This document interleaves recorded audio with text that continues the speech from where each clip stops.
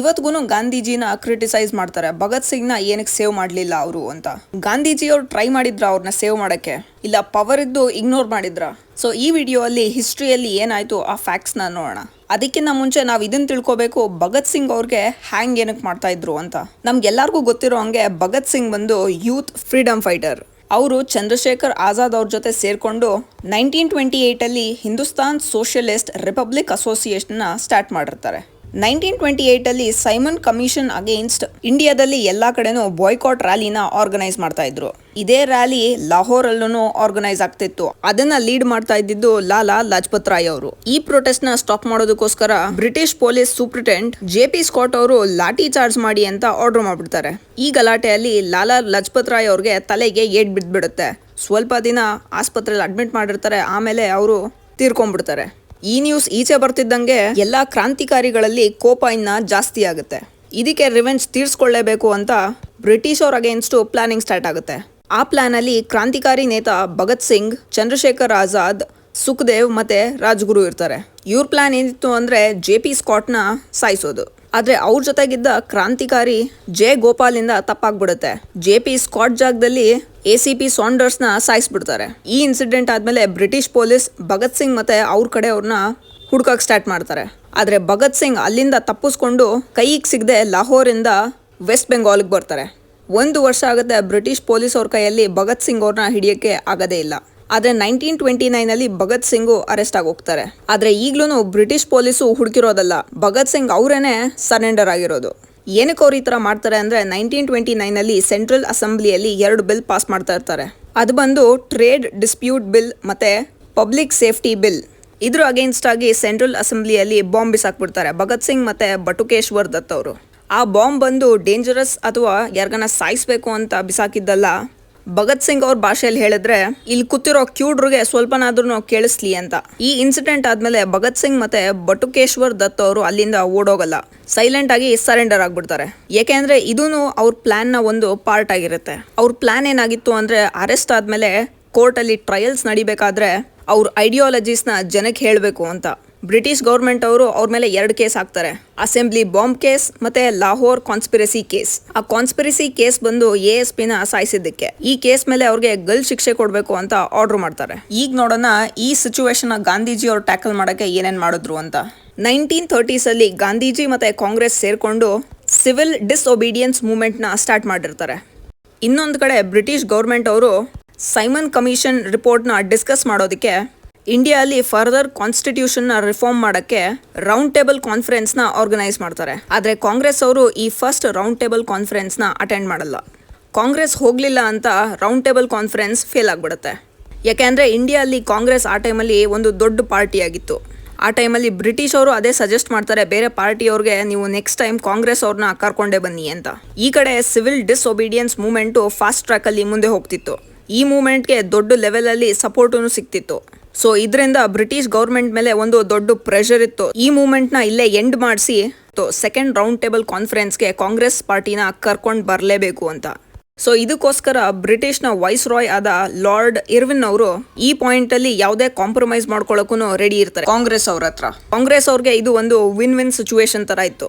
So ಈ ಟೈಮಲ್ಲಿ ಕಾಂಗ್ರೆಸ್ ಕಡೆಯಿಂದ ಗಾಂಧೀಜಿ ಅವರೇನೆ ಲಾರ್ಡ್ ಇರ್ವಿನ್ ಅವ್ರ ಹತ್ರ ಡೈರೆಕ್ಟ್ ಆಗಿ ಮಾತಾಡಕ್ ಬರ್ತಿದ್ರು. ಅವರಿಬ್ರು ಮೀಟಿಂಗ್ ಅಲ್ಲಿ ಅವ್ರು ಯಾವ ಕಾಂಪ್ರಮೈಸ್ ಬಂದ್ರೋ ಅದನ್ನೇ ಗಾಂಧಿ ಇರ್ವಿನ್ ಪ್ಯಾಕ್ಟ್ ಅನ್ನೋದು. ಈ ಟೈಮಲ್ಲಿ ಬ್ರಿಟಿಷ್ ಅವರು ಯಾವುದೇ ಕಾಂಪ್ರಮೈಸ್ ಮಾಡ್ಕೊಳ್ಳೋಕು ರೆಡಿ ಆಗಿದ್ರು.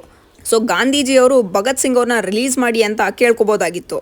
ಬ್ರಿಟಿಷ್ ಅವ್ರು ಹೆಂಗೋ ಬ್ಯಾಕ್ ಫುಟ್ ಅಲ್ಲಿ ಇದ್ರು. ಸೊ ಕಾಂಗ್ರೆಸ್ ಅವರು ಏನ್ ಬೇಕೋ ಅದನ್ನ ಕೇಳ್ಕೊಂಡು ಸೈನ್ ಮಾಡಿಸ್ಕೋಬಹುದಾಗಿತ್ತು. ಆದ್ರೆ ಗಾಂಧೀಜಿ ಅವರು ಇದನ್ನ ಒಪ್ಕೊಳ್ಳಲ್ಲ. ಭಗತ್ ಸಿಂಗ್ ಅವ್ರನ್ನ ರಿಲೀಸ್ ಮಾಡಿಸೋದು ಈ ಪ್ಯಾಕ್ಟ್ ಅಲ್ಲಿ ಇರ್ವಿನ್ ಅವ್ರ ಜೊತೆ ಈ ಡೀಲ್ ನ ಪ್ರಪೋಸ್ ಮಾಡಲ್ಲ ಅಂತ ಹೇಳ್ಬಿಡ್ತಾರೆ. ಅಂದ್ರೆ ಗಾಂಧೀಜಿ ಅವ್ರಿಗೆ ಭಗತ್ ಸಿಂಗ್ ನ ಸೇವ್ ಮಾಡೋ ಪ್ಲಾನ್ ಇರ್ಲಿಲ್ವಾ? ಗಾಂಧೀಜಿ ಅವ್ರು ಏನಕ್ಕೆ ಈ ತರ ಡಿಸಿಷನ್ ತಗೊಂತಾರೆ? ಯಾಕೆ ಅಂದ್ರೆ ಅವರ ಐಡಿಯಾಲಜಿ ಮತ್ತೆ ಪ್ರಿನ್ಸಿಪಲ್ ಇಂದ. ಅವತ್ತು ಮತ್ತೆ ಇವತ್ತಿಗೂ ಜನ ಏನ್ ಅಸ್ಯೂಮ್ ಮಾಡ್ತಾರೆ ಅಂದ್ರೆ ಗಾಂಧೀಜಿ ಬಂದು ನಾನ್ ವೈಲೆನ್ಸ್ಗೋಸ್ಕರ ನಿಂತ್ಕೊಂಡಿದ್ದು. ಇದಕ್ಕಿಂತ ಮುಂಚೆನೂ ಗಾಂಧೀಜಿ ಅವರು ಅವರ ನಾನ್ ಕೋಆಪರೇಷನ್ ಮೂವ್ಮೆಂಟ್ ನ ಸ್ಟಾಪ್ ಮಾಡಿ ಅಂತ ಹೇಳಿದ್ದು ಚೌರಿ ಚೌರಾ ಇನ್ಸಿಡೆಂಟ್ ಅಲ್ಲಿ ವೈಲೆನ್ಸ್ ಸ್ಟಾರ್ಟ್ ಆಗ್ಬಿಟ್ಟಿರುತ್ತೆ. ಇದು ಗಾಂಧೀಜಿ ಪ್ರಿನ್ಸಿಪಲ್ ಅಗೇನ್ಸ್ಟ್ ಆಗಿತ್ತು. ಅವ್ರ ಪ್ರಕಾರ ಕ್ರಾಂತಿಕಾರಿಗಳಲ್ಲಿ ದೇಶ ಪ್ರೇಮ ಇರಬೇಕು, ಬಟ್ ಆದ್ರೆ ವೈಲೆನ್ಸ್ ಮಾಡದೆ. ಗಾಂಧೀಜಿಯವ್ರ ಪ್ರಕಾರ ಭಗತ್ ಸಿಂಗು ಒಬ್ಬ ಒಳ್ಳೆ ದೇಶಭಕ್ತ, ಬಟ್ ಆದ್ರೆ ಅವ್ರು ತಗೊಂಡಿರೋ ದಾರಿ ಸರಿಗಿಲ್ಲ ಅಂತ. ಗಾಂಧೀಜಿಯವ್ರ ಪ್ರಿನ್ಸಿಪಲ್ ಪ್ರಕಾರ ಗಲಾಟೆಯಿಂದ ಏನೂ ಸಿಗಲ್ಲ ಅಂತ. ಸೊ ಗಾಂಧೀಜಿ ಮತ್ತು ಕಾಂಗ್ರೆಸ್ ಅವರು ಈ ನಾನ್ ವೈಲೆನ್ಸ್ ಪ್ರಿನ್ಸಿಪಲ್ ಯೂಸ್ ಮಾಡ್ಕೊಂಡೇ ಆ ಟೈಮಲ್ಲಿ ಹೋರಾಟ ಮಾಡ್ತಿದ್ರು. ಸೊ ಆದ್ದರಿಂದ ಪ್ಯಾಕ್ಟಲ್ಲಿ ಭಗತ್ ಸಿಂಗ್ ಅವ್ರನ್ನ ರಿಲೀಸ್ ಮಾಡಿ ಅನ್ನೋ ಒಂದು ರಿಕ್ವೆಸ್ಟ್ನ ಆ ಪ್ಯಾಕ್ಟಲ್ಲಿ ಆ್ಯಡ್ ಮಾಡಿರಲಿಲ್ಲ ಗಾಂಧೀಜಿಯವರು. ಹಾಗಂತ ಏನು ಗಾಂಧೀಜಿ ಫುಲ್ ಫೇವರಲ್ಲೂ ಇರಲಿಲ್ಲ ಭಗತ್ ಸಿಂಗ್ನ ಗಲ್ಗೇರಿಸಿ ಅಂತ. ಯಾಕೆಂದರೆ ಗಾಂಧೀಜಿಯವರು ಕಂಪ್ಲೀಟಾಗಿ ಅಹಿಂಸಾವಾದಿಯಾಗಿದ್ದರು. ಅಂದರೆ ಗಲ್ಲಿಗೇರಿಸೋದು, ಕ್ಯಾಪಿಟಲ್ ಪನಿಷ್ಮೆಂಟ್ಗೂ ಅಗೇನ್ಸ್ಟ್ ಆಗಿದ್ರು. ಅವ್ರ ಪ್ರಕಾರ ಕ್ರಾಂತಿಕಾರಿಗಳನ್ನ ಈ ಥರ ವೈಲೆನ್ಸ್ಗೆ ಕರ್ಕೊಂಬರೋದು ಈ ನಮ್ಮ ಸಿಸ್ಟಮ್ ಅಂತ ಗೊತ್ತಿತ್ತು ಗಾಂಧೀಜಿಯವ್ರಿಗೆ. ಅವ್ರ ಪ್ರಕಾರ ಕ್ರಾಂತಿಕಾರಿಗಳನ್ನ ಪನಿಷ್ ಮಾಡೋದಲ್ಲ, ಕಂಪ್ಲೀಟ್ ಸಿಸ್ಟಮ್ನೇ ಚೇಂಜ್ ಮಾಡಬೇಕು ಅನ್ನೋದು ಅವರ ಮೈಂಡ್ಸೆಟ್ ಆಗಿತ್ತು. ಈಗ ನೆಕ್ಸ್ಟ್ ಕ್ವೆಶ್ಚನ್, ಗಾಂಧೀಜಿಯವರು ಟ್ರೈ ಮಾಡಿದ್ರ ಭಗತ್ ಸಿಂಗ್ನ ಸೇವ್ ಮಾಡೋದಕ್ಕೆ? ಸೊ ಫ್ಯಾಕ್ಟ್ಸ್ ಪ್ರಕಾರ ಆ ಟೈಮ್ನ ನ್ಯೂಸ್ ಪೇಪರ್ ಮತ್ತು ಗಾಂಧೀಜಿ ಅವ್ರ ಲೆಟರ್ ನೋಡಿದ್ರೆ ಅದರಿಂದ ನಮಗೆ ಇದು ಕನ್ಫರ್ಮ್ ಆಗುತ್ತೆ, ಗಾಂಧೀಜಿಯವರು ವಾಯ್ಸ್ ರಾಯ್ ಇರ್ವಿನ್ ಅವ್ರ ಹತ್ರ ಲೆಟರಲ್ಲಿ ರಿಕ್ವೆಸ್ಟ್ ಮಾಡಿರ್ತಾರೆ ಭಗತ್ ಸಿಂಗ್ ಅವ್ರನ್ನ ಗಲ್ಗೆ ಹಾಕೋದನ್ನ ಡಿಲೇ ಮಾಡಿ ಅಂತ. ಗಾಂಧೀಜಿ ವಾಯ್ಸ್ ರಾಯ್ಗೆ ಬರ್ತಿದ್ದ ಲೆಟರಲ್ಲಿ ಪಬ್ಲಿಕ್ ಒಪಿನಿಯನ್ ಮತ್ತು ಪಬ್ಲಿಕ್ ಸೆಂಟಿಮೆಂಟ್ ಬಗ್ಗೆ ಸ್ವಲ್ಪ ಯೋಚನೆ ಮಾಡಿ ಅಂತ ವಾಯ್ಸ್ ರಾಯ್ ಅವ್ರಿಗೆ ಹೇಳ್ತಾರೆ. ಸೊ ಗಾಂಧೀಜಿಯವರು ಗಲ್ಗೆ ಹಾಕೋ ಶಿಕ್ಷೆನ ಕಂಪ್ಲೀಟಾಗಿ ಸ್ಟಾಪ್ ಮಾಡಿಸೋದು ಬಿಟ್ಟು ಡಿಲೇ ಏನಕ್ಕೆ ಮಾಡಿಸ್ತಾರೆ ಅಂದರೆ, ಇದ್ರ ಹಿಂದೆ ರೀಸನ್ ಏನು ಕೊಡ್ತಾರೆ ಅಂದರೆ, ಗಲ್ಗೆ ಹಾಕೋ ಶಿಕ್ಷೆನ ಒಂದು ಸಲ ಡಿಲೇ ಮಾಡಿಬಿಟ್ರೆ ನೆಕ್ಸ್ಟ್ ಟೈಮ್ ಮತ್ತೆ ಎಕ್ಸಿಕ್ಯೂಟ್ ಮಾಡೋದು ಇಂಪಾಸಿಬಲ್ ಆಗಿಬಿಡುತ್ತೆ. ಸೊ ಈ ಟೈಮಲ್ಲಿ ಗಾಂಧೀಜಿಯವರು ಭಗತ್ ಸಿಂಗ್ ಅವ್ರ ಹತ್ರ ಹೋಗಿ ರಿಕ್ವೆಸ್ಟ್ ಮಾಡ್ಕೋಬೋದಾಗಿತ್ತು, ಈ ವೈಲೆನ್ಸ್ ಪಾತ್ನ ಬಿಟ್ಟು ನಾನ್ ವೈಲೆನ್ಸ್ ಪಾತ್ಗೆ ಬನ್ನಿ ಅಂತ. ಈ ಥರ ಮಾಡೋದ್ರಿಂದ ಬ್ರಿಟಿಷ್ ಅವ್ರ ಮೇಲೂ ಒಂದು ಮಾರಲ್ ಪ್ರೆಷರ್ನ ಕ್ರಿಯೇಟ್ ಮಾಡ್ದಂಗೆ ಆಗೋದು. ಇದರಿಂದ ಅವ್ರ ಪನಿಷ್ಮೆಂಟ್ನ ಕಂಪ್ಲೀಟಾಗಿ ನಲ್ ಮಾಡೋ ಚಾನ್ಸಸ್ ಇರ್ತಿತ್ತು. ಆದರೆ British viceroy Lord Irwin ಅವ್ರಿಗೆ ಗಾಂಧೀಜಿ ಅವ್ರ ಪ್ರೆಷರ್ಗಿಂತ ಬ್ರಿಟಿಷ್ ಆಫೀಸರ್ಸ್ದು ಪ್ರೆಷರ್ ಜಾಸ್ತಿ ಇತ್ತು. ಯಾಕೆಂದರೆ ಈ ಬ್ರಿಟಿಷ್ ಆಫೀಸರ್ಸ್ಗಳು ಏನು ಪ್ರೆಷರ್ ಹಾಕ್ತಾರೆ ಅಂದರೆ, ನಾವೆಲ್ಲ ಒಟ್ಟಿಗೆ ರಿಸೈನ್ ಮಾಡಿಬಿಡ್ತೀವಿ ಅಕಸ್ಮಾತ್ ಭಗತ್ ಸಿಂಗ್ ಅವರ ಡೆತ್ ಪೆನಾಲ್ಟಿನ ಮುಂದಕ್ಕೆ ಹಾಕಿದ್ರೆ ಅಂತ. ಇಷ್ಟು ದೊಡ್ಡ ರಿಸ್ಕು ವೈಸ್ ರಾಯ್ ಅವರು ತಗೊಳ್ಳೋಕ್ಕೆ ರೆಡಿ ಇರಲಿಲ್ಲ. ಇದ್ರ ಜೊತೆಗೇನೆ ಪ್ರಿವಿ ಕೌನ್ಸಿಲ್ ಆ ಟೈಮಲ್ಲಿ ಹೈಯೆಸ್ಟ್ ಕೋರ್ಟ್ ಆಫ್ ಅಪೀಲ್ ಆಗಿತ್ತು.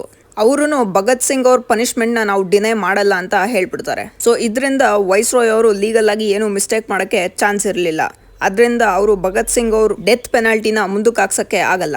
23 ಮಾರ್ಚ್ 1931 ಅವತ್ತಿನ ದಿನ ಭಗತ್ ಸಿಂಗ್, ಸುಖದೇವ್ ಮತ್ತೆ ರಾಜ್ಗುರುನ ಹ್ಯಾಂಗ್ ಮಾಡ್ಬಿಡ್ತಾರೆ. ಇದಾಗ್ ಸ್ವಲ್ಪ ದಿನಕ್ಕೇನೆ ಕಾಂಗ್ರೆಸ್ ಕರಾಚಿ ಸೆಷನ್ ಇರುತ್ತೆ. ಅವತ್ತಿನ ದಿನ ಅಲ್ಲಿ ಗಾಂಧೀಜಿ ಅವ್ರ ಅಗೇನ್ಸ್ಟ್ ಆಗಿ ಜನ ಸ್ಲೋಗನ್ ಹೇಳಕ್ ಸ್ಟಾರ್ಟ್ ಮಾಡ್ತಾರೆ. ಅದ್ರ ಜೊತೆಗೇನೆ ಅವ್ರಿಗೆ ಕಪ್ಪು ಫ್ಲಾಗ್ನ ತೋರ್ಸಕ್ ಸ್ಟಾರ್ಟ್ ಮಾಡ್ತಾರೆ. ಸೊ ಇದರಿಂದ ಇವತ್ತು ಕೆಲವರು ಗಾಂಧೀಜಿ ಅವ್ರನ್ನ ಕ್ರಿಟಿಸೈಸ್ ಮಾಡ್ತಾರೆ ಈ ವಿಷಯಕ್ಕೆ. ಇಬ್ಬರದು ದಾರಿ ಬೇರೆ ಇತ್ತು, ಬಟ್ ಆದರೆ ಇಬ್ರು ನಮ್ಮ ಇಂಡಿಯಾಗೋಸ್ಕರ ಫೈಟ್ ಮಾಡಿದವರು. ಭಗತ್ ಸಿಂಗ್ ಅವ್ರು ಎಷ್ಟು ಬ್ರೇವ್ ಇದ್ರು ಅಂದರೆ, ಅವ್ರ ತಂದೆಯವರು ಅವ್ರ ಡೆತ್ ಪೆನಾಲ್ಟಿನ ಕ್ಯಾನ್ಸಲ್ ಮಾಡಿಸೋಕ್ಕೆ ಓಡಾಡಬೇಕಾದ್ರೆ ಭಗತ್ ಸಿಂಗ್ ಅವ್ರು ಹೇಳ್ತಾರೆ, ದೇಶಕ್ಕೋಸ್ಕರ ಪ್ರಾಣ ಕೊಡ್ತಾ ಇದ್ದೀನಿ, ಅದೆಲ್ಲ ಏನು ಮಾಡಕ್ ಹೋಗ್ಬೇಡಿ ಅಂತ. ಇದು ಅಲ್ಲದೆ ಭಗತ್ ಸಿಂಗ್ ಮತ್ತೆ ಭಗತ್ ಸಿಂಗ್ ಅವ್ರ ಜೊತೆ ಇದ್ದವರು ವೈಸ್ ರಾಯ್ ಅವ್ರಿಗೆ ಒಂದು ಲೆಟರ್ ಸಹ ಬರೀತಾರೆ, ನಮ್ಮನ್ನ ಹ್ಯಾಂಗ್ ಮಾಡಕ್ ಹೋಗ್ಬೇಡಿ, ನಮ್ಮನ್ನ ಶೂಟ್ ಮಾಡಬೇಡಿ ಅಂತ. ಈ ಯಂಗ್ ಫ್ರೀಡಮ್ ಫೈಟರ್ ಬಗ್ಗೆ ನಿಮ್ಗೇನು ಅನ್ಸುತ್ತೆ ಕಾಮೆಂಟ್ ಸೆಕ್ಷನಲ್ಲಿ ಕಾಮೆಂಟ್ ಮಾಡಿ.